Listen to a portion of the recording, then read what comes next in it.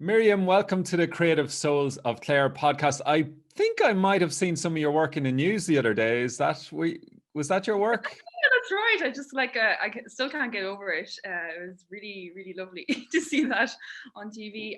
It was a project I did for Her Story and Safe Ireland, which was a specially commissioned series of photographs on empowering women, the women of Ireland. So yeah, it was my first time getting pretty much free reins to do a conceptual piece, I suppose, based around that. And it was in collaboration with Anya O'Brien, which is another creative local.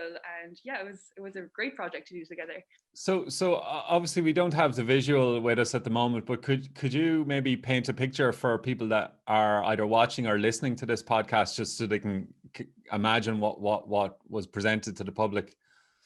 Perfect. Yeah, so we based our inspiration for the images on iconic Irish women. So we had Iru, which is like the future of Ireland. We had St. Bridget, who everyone's familiar with, and Sheila na Gig, which is, the pagan icon that's really, really ancient, and that's usually found sitting on the archways with her legs open, and she's like a symbol of empowerment and fertility. Nobody really knows what she's about, but there's so many stories written about her, and she's been inspiring to so many people. So our main image was Sheila na Gig, which was a picture of a good friend, Riand, who's sitting on a windowsill. I'm just recreating the pose myself to describe it. And she's got this big, beautiful shawl. It looks like she's sitting in a shrine of flowers, and she's got this big, beautiful crown that's designed by Ennis designer Margaret O'Connor. And yeah, she's holding a mirror between her legs, which is kind of like symbolic of the vagina, but we wanted to make it really kind of, I don't know, modern and new. And yeah, she's all surrounded by flowers and feeling really empowered and playful. And yeah, that was the general vibe that we wanted to capture. And it came out great because it was projected onto GPO, and you never know how an image is going to turn out projected on a building. And it just naturally looked like the draping was hanging off the corners and that she was sitting right on the ledge. So it was turned out perfect. Delighted with it. That's amazing. Yeah. So we're only like 2 minutes into the podcast, and already we've started talking about vaginas. So we're making good progress. I know, right?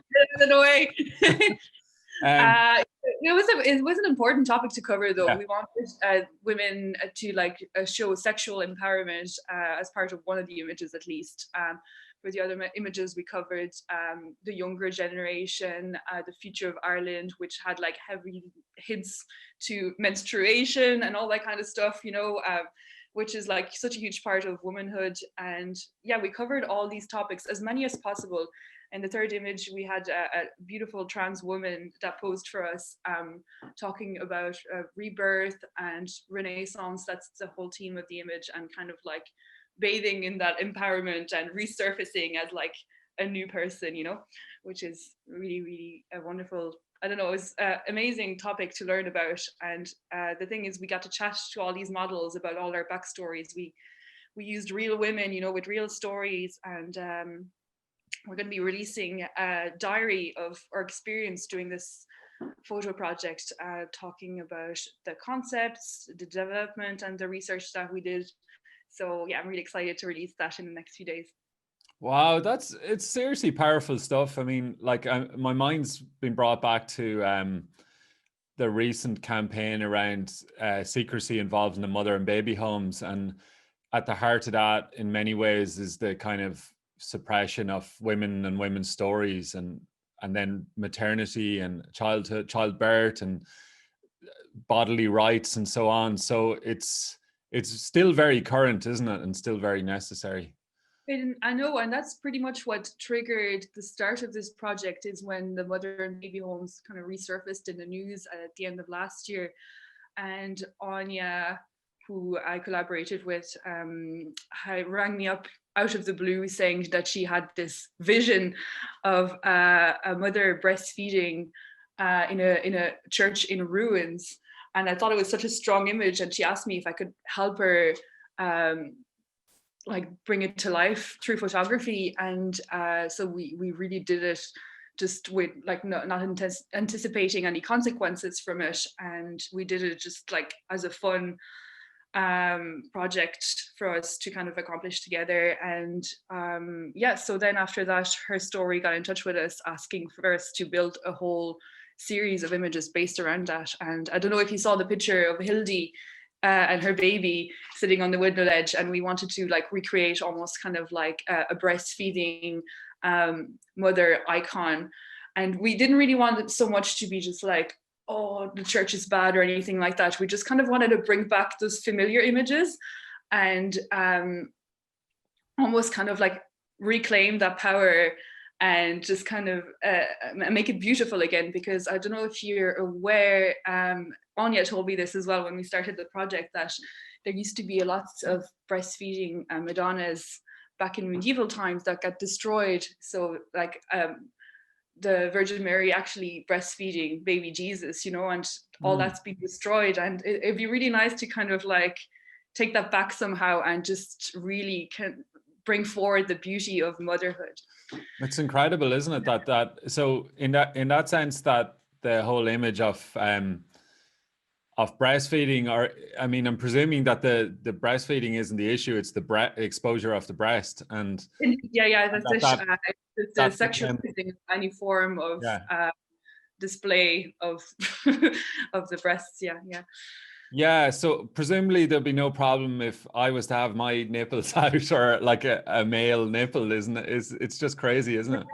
Like even we had to like consider when we were releasing the image, like how much we actually wanted to show and how much Hildy was comfortable with, and how much also would get censored on social media. So if there's any nipples or anything like that, even if it's breastfeeding, sometimes the images would just get deleted and censored. So yeah, but we managed to figure out a way where everyone was happy and comfortable while still making a statement. And it was actually beautiful, the response the image got. And hopefully it's going to be used again as part of the next Her Story campaign. Excellent. And so obviously the other part of that was just when I spotted it in the news, the work around Safe Ireland. Obviously domestic violence is in the news a lot these days as well, more so because of the lockdown and so on. It seems to be particularly important. Did that come up a lot in the research and the discussions? Yeah, it did, and we actually did a lot of research. We traveled to Tuam to visit the mother and baby home and record our experiences there. We interviewed a traveler woman and did a photo shoot with her as like part of the extended series, just to explain, like, because traveler women had a really tough experience as well with their children being taken away from them, especially like all minorities in Ireland have had like a really tough time with like around the 80s getting their children taken away from them when they were out of wedlock. So it was a huge issue, and I think it was really impactful to kind of talk to these people directly and their experiences. We weren't really focusing just on that, but it did seem to come up so much just organically, just throughout the research. So it was really I don't know, eye-opening to just speak directly to these people about their experiences. Yeah, I suppose at the heart of it is the female empowerment and equality, and that we can all be on an even playing field. And like, there's so many assumptions that those issues are resolved. At least it seems that way, but it's not always the case. No, definitely not. And it could be a mirage, and it's definitely improving, and it improves with communication and talking about things. And I think for me anyway, art really helps get that discussion going. So hopefully I managed to kind of like trigger some conversations, which is hopefully the ideal end goal. Yeah, for sure. No, it definitely struck me, and it got me thinking again. You know, it's just about keeping things into consciousness, and like got me thinking about Tuam. It got me thinking about domestic violence, and it's so easy to just turn away. And and then obviously there's news coming out of Washington or wherever else, but there's Yeah. issues closer to home as well.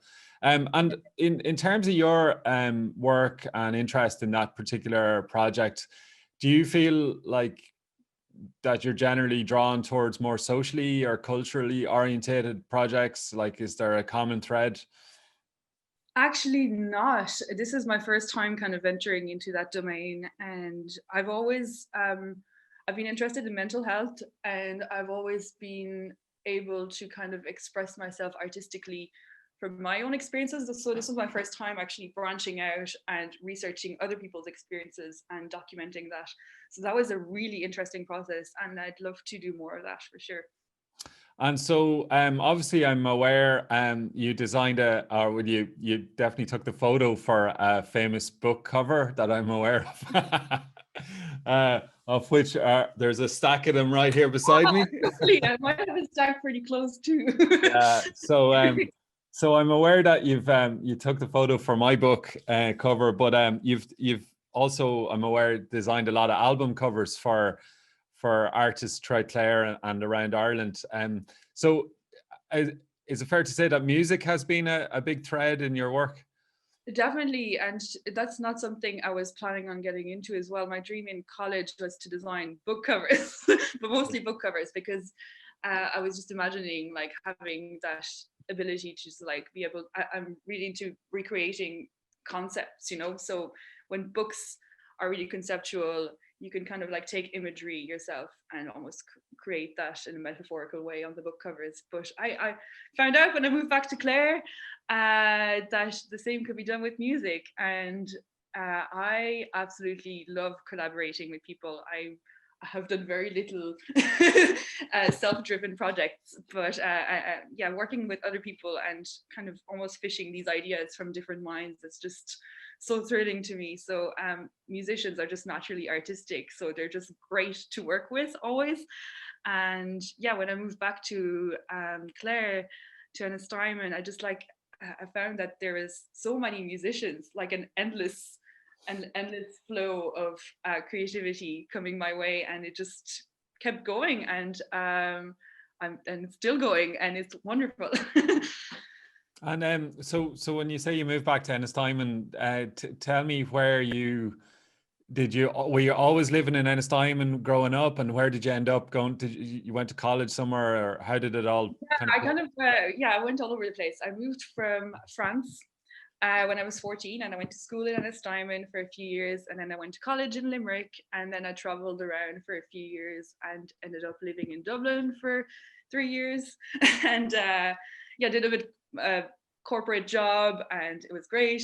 But after a few things happened, I decided to just move back to Clare and just regroup, and then I didn't realize it, but I'd kind of let go of so many creative projects in my head. Like, you know, when you get stuck in a routine, you know, almost kind of like trying to climb the corporate ladder, you kind of forget everything. And when I got back near the sea, close to nature, in like such a smaller bubble of people, such a small community of creatives, I just found myself really inspired, and suddenly all these projects kept happening, and I was just happier than ever.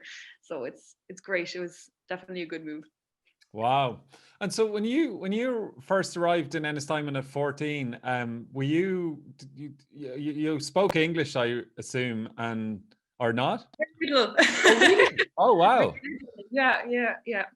I was immersed into the school, and I learned very quick, because when you're immersed in a situation where you have no other choice but to learn the language, you actually get it quite quickly. And I was so thankful to be in such a friendly and welcoming environment. I remember just being this grumpy teenager when I first moved back to this time, and just being like, I don't want to be here. And everybody was so nice, and that's like one thing that just struck me. But sure, that's what everyone says about Irish people anyway. They're so lovely and welcoming, but it's true, like, and they were so patient with me, and I learned very slowly.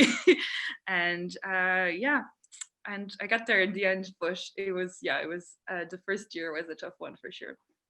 Wow, yeah. I mean, like it can be tough years for any young person, never mind having a language barrier and then cultural challenges to navigate. Were you from a country town or rural place No, or no, I was more kind of like a suburban town. yeah. So yeah, I came from like a huge school with like I think it was like nearly 2,000 students to Oh like wow. class where everybody had been in the same class since they were very small. And And was that a move that you welcomed and embraced, or was it like, oh no, no, no, oh no. yeah, yeah, yeah. Right. The incentive Wow. from my parents, my mom's Irish and my dad's French, and the incentive was that we'll just move to Ireland for a year just to see what it's like. And sure, they knew. I'm sure, like I'm 100% sure they knew that they were going to stay there. They were just like telling us that. But Wow. in the end, it was just like I can't imagine myself living in France now. That's amazing. This is my home, you know. It's just Yeah. and I celebrated the anniversary. I think it was 2 years ago now of having spent most of my life in Ireland. So it was definitely a good moment. Wow. That's amazing. And can you tell me, were there many creative influences in your family, school, community when you were growing up? I had no interest in art in France at all, which is really strange and alien to think about. But my dad's a painter. Yeah, he's a landscape painter, and he never really. I was just talking about this yesterday. He never pushed art on me at all, but he'd always be like present and around doing projects all the time. And he's like a builder as well. He's really creative and really inventive. So whatever he does was subconsciously obviously really inspiring. And when I first moved to Ireland and obviously didn't speak much English and I was really struggling to make connections, and one of the first friends I made actually, Zara Chapman, you might know her, she's still living around here, actually pushed me into getting creative. So we used to do like all these little music videos together and like dress up and just take photos out and about and just go on these adventures. And yeah, that's what started it all. And I had an amazing art teacher as well in school, Mary Fahy, who was so motivating and inspirational. And yeah, we just like all built, we had very creative class. Like everyone I was with, we were so lucky actually. There was so many creatives in our class, and we all got together, and like a few of us were applying to art college that year, and we all did our portfolios together, and it was just such a lovely convivial environment just to just be creative and be out there. Because I know from what I've heard anyway, I haven't experienced it, but a lot of art teachers would just be quite conservative in the way they teach and just kind of like almost like copy Renaissance paintings. But we were really encouraged to just kind of go mad, you know, and experiment with textures and experiment with different topics, which is what art is all about really. It's just all about experimenting. Yeah, I'm having some flashbacks from my own experiences as Oh, an you did it too. art teacher. Cool. Wasn't necessarily as positive, but that's another story. I'm just so Uh, grateful. I was so lucky. yeah, it's amazing the role a good teacher can have, isn't it? Oh my God. Same for English. And it's funny because English ended up being such like a huge part of my art then, because the whole process of learning a new language just made words really important, always on my mind, and creative writing always happening in the background. And it's actually been really interesting, just the transitional process of changing a language and how that's impacted my work. So and I did invite my English teacher to my degree show because it was all based around a lot of the poetry that I studied in Leaving Cert in college. And it was just like, it was really cool how it just like kind of came full circle that way. But yeah, don't underestimate I don't know, like the experiences that happen to you in early teens, in childhood, because they always just come back, and in the strangest ways. But Yeah. it's nice. Yeah. So, can you tell me like what art college was like? Because there's all sorts of, I don't know, people have images of art college and everyone's in an indie band or whatever. But what was it Yeah. like for you? everybody has an instrument, and at lunchtime they just jump on the tables and have like this Yeah, exactly. choreographed dance. Yeah, it is like fame. It was great. I went to college in Limerick, the Limerick School of Art and Design.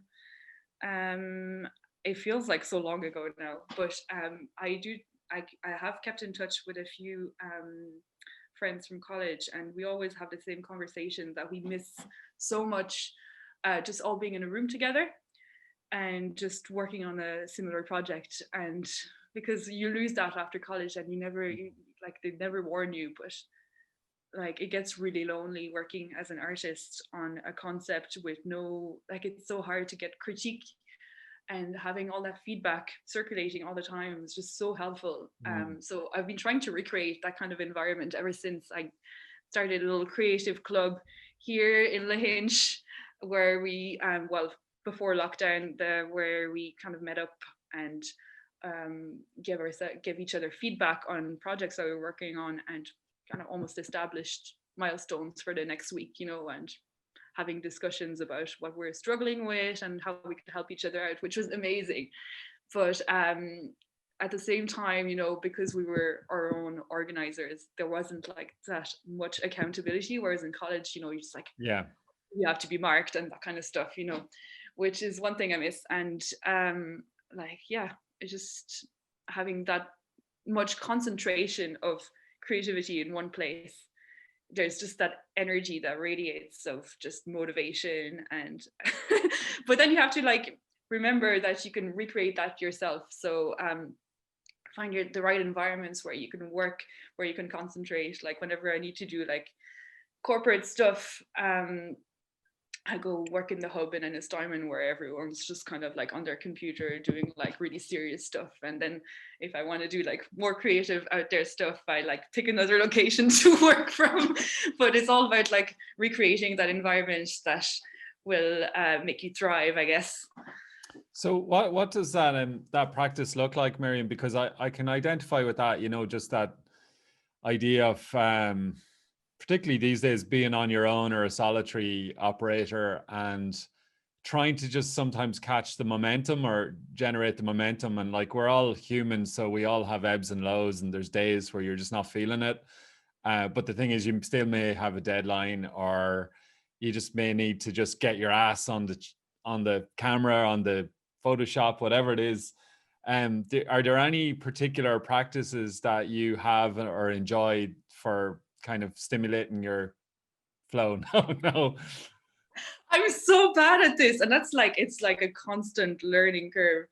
I'm really bad for just leaving things go, but like I get this crazy rush from the adrenaline of last minute work. And I always do my best work then. Can I just pause for a second? We should put a disclaimer on this before we proceed, because sometimes people don't want to hear how the back end works. It's like the client is like, what? But I can totally identify with that. It's it's good though. I enjoy like working, even if it's not late in the project, definitely later on in the day when I've kind of built up myself like throughout the day. It's like, I haven't done this yet. It's like, it's a constant source of just horrible stress.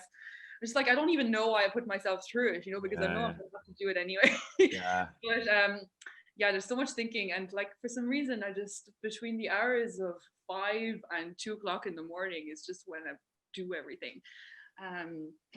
So yeah, I know there's like such an emphasis on morning people, just being the best kind of people.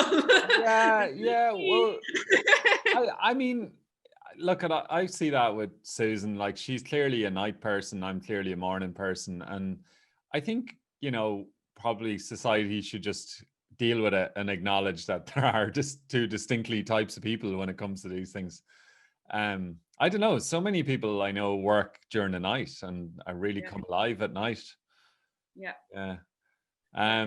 It's an interesting one, all that kind of process. But the other thing that I'm thinking of is those times where you're kind of not doing the thing, but building up the steam, if you like, and then the stress or the pressure or whatever.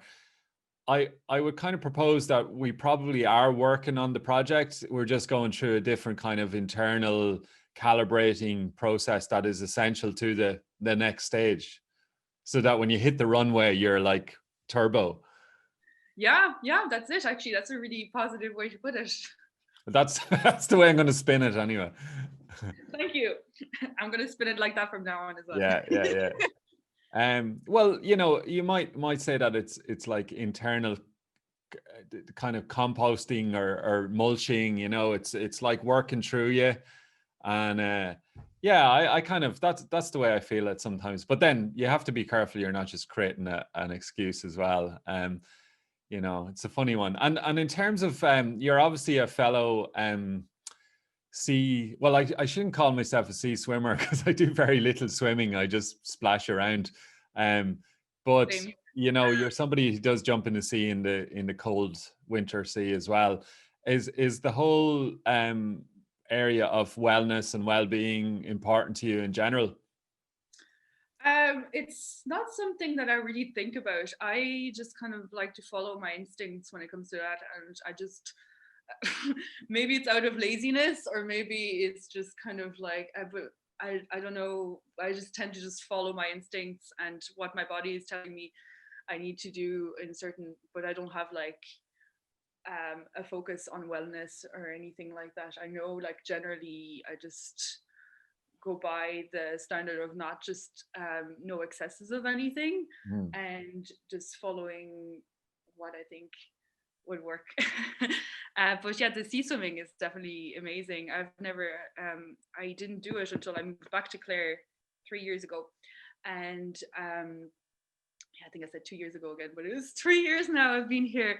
And I just got into it because I saw so many people going for it. And it's definitely had a big impact on me in terms of mental health, coping with difficult times, because I moved back to Clare under difficult circumstances, and it's been a huge help. And just the nature around Clare is so magnificent and inspiring always, and I do use a lot of it in my work. And it's just like, I don't know, it's weird when you like think of a time when you didn't connect that much with nature, because I just remember growing up here and just not being that into the sea, or I was just kind of like, I don't know, I had other interests, and all this surfaced all of a sudden when I came back here. Maybe it was just the contrast of coming from Dublin back to like a real natural environment that just kind of like was almost like a culture shock, and it was just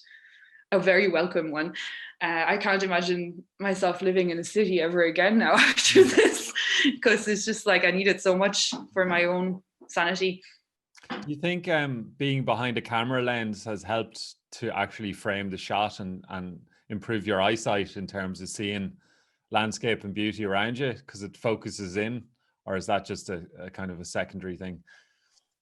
I find that I actually don't really take my camera because I use a film camera and for my artistic work, and I don't actually find myself really being drawn to bringing it out with me out of leisure. Okay. And it's actually really interesting. I would usually just take photos on my phone, and if I see something cool in nature or anything, or when I'm traveling. But I've been thinking about this, and I was just like, I don't really know why.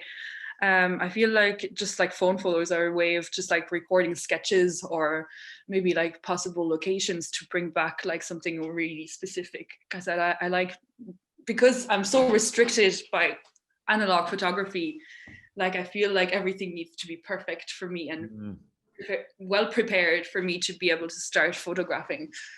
So yeah, it's interesting, but it's just that's the way it is in a way. But yeah, the camera photos and maybe like jotting down like a few words and reflections on how the place makes me feel as well. That's important.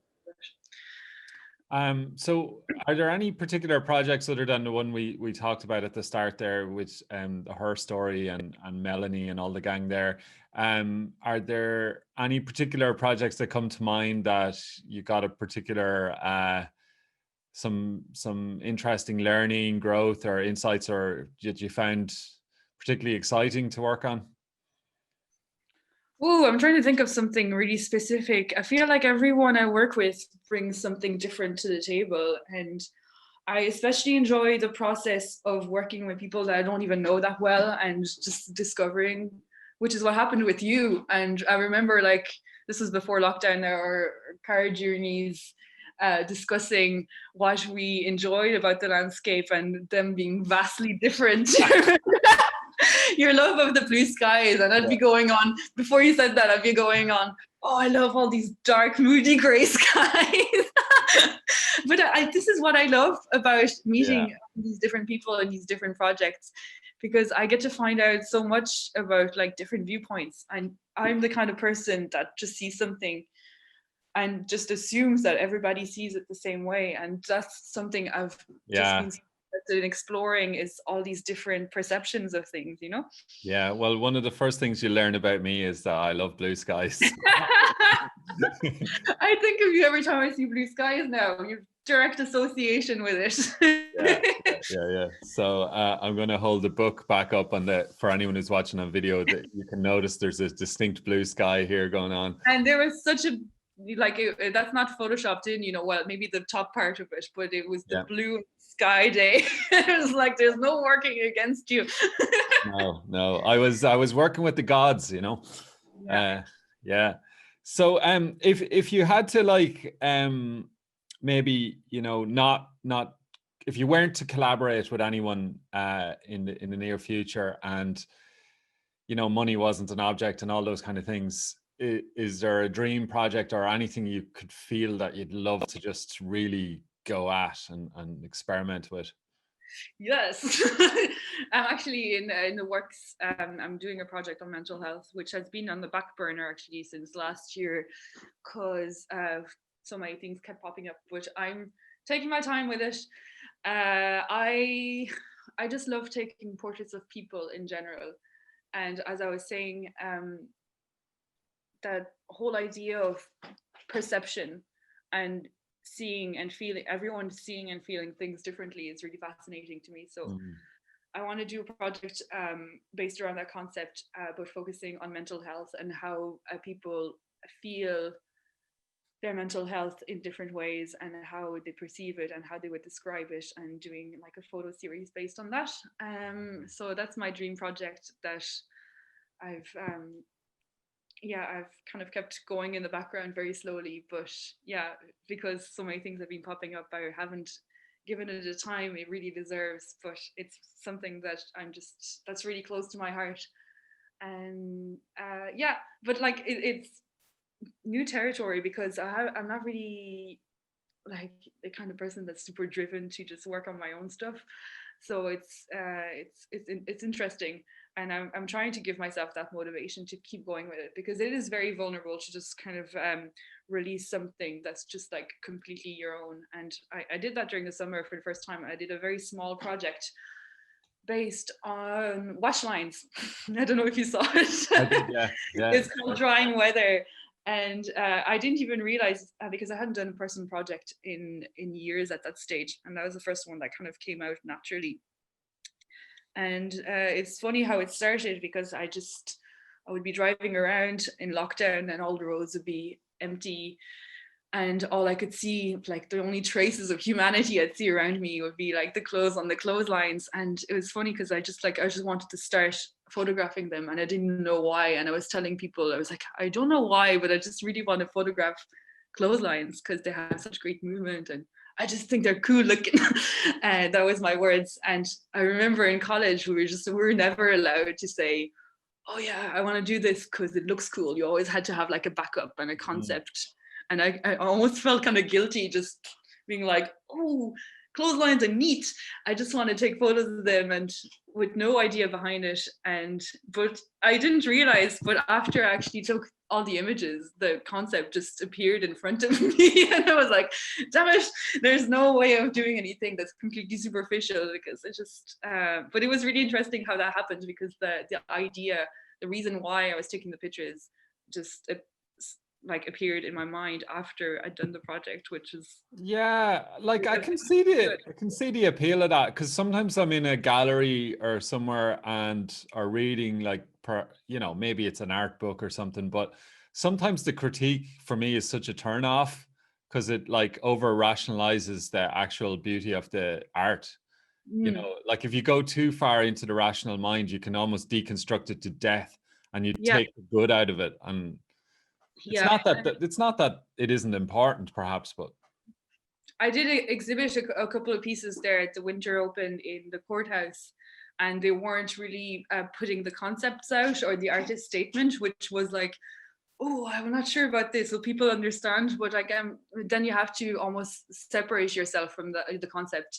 Is so important, and just let the art stand by itself, and hope people can get their own meaning out of it, which is such an important part of just letting go of the concept and just putting it out there as an image, which is what it's meant to be, And I had the same struggle for the projections in Dublin because there was no statement attached to them. People viewed the image and got made up their own message from it. And if they were interested in finding out more, they could go find the concept, but you have to do a bit of research for that. And not most people aren't going to do that. So have to let go of that. But it's good. It's good that washing lines or clotheslines got their justice in the end. That finally somebody has celebrated the humble. Oh, I think a lot of people have. I Oh, think have they? Okay. Well, not this part of Clare. Perhaps the Clare lines needed. Yeah, and I've put a call, and I'm going to put it out there again. If anyone sees a really great clothesline, let me know, because I'm going to keep the series going. You're going to have clotheslines auditioning for. Yes, please. Dream auditions, definitely. Brilliant. Well, listen, Myriam, it's been an absolute pleasure having you on the podcast, and I look forward to seeing your next work in the world, whenever that is, and wish you great success and happiness with it all. Thank you so much for having me. It's been such a lovely chat. And I've discovered lots of things about my work that I wasn't aware of previously. So thanks for that. Thanks, Myriam.